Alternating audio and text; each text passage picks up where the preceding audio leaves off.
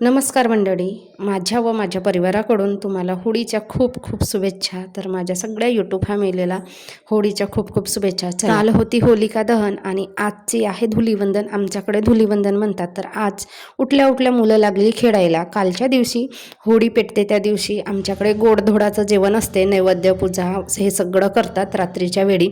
आणि दुसऱ्या दिवशी म्हणजे धुलीवंदनच्या दिवशी आजच्या दिवशी मांसाहारी जेवण असते. आणि आज होतं शुक्रवार, तर बऱ्याच लोकांना जमते, बऱ्याच लोकांना नाही जमत. तर आम्ही तर आज व्हेजच केला, नॉनव्हेज नाही केलं. आणि नेहमी नेहमी खातो असं नाही की स्पेशल दिवस आहे तर खाल्लंच पाहिजे. धुलीवंदनच्या दिवशी वातावरण काही बरोबर राहत नाही, पिणारे खाणारे लोक असतात बरेच, आणि रंग खेळणारे सगळे ओरडणारे. तसा तर होळीचा सण म्हटला तर ओरडायचाच असतो, जिकडे बघितलं तिकडे आवाजच असतो. आणि आमच्या भागामध्ये ना धुलीवंदनच्या दिवशी तर अक्षरशः सगळे बस वगैरे बंद राहतात आणि रस्त्यावर पण अजिबात गर्दी दिसत नाही.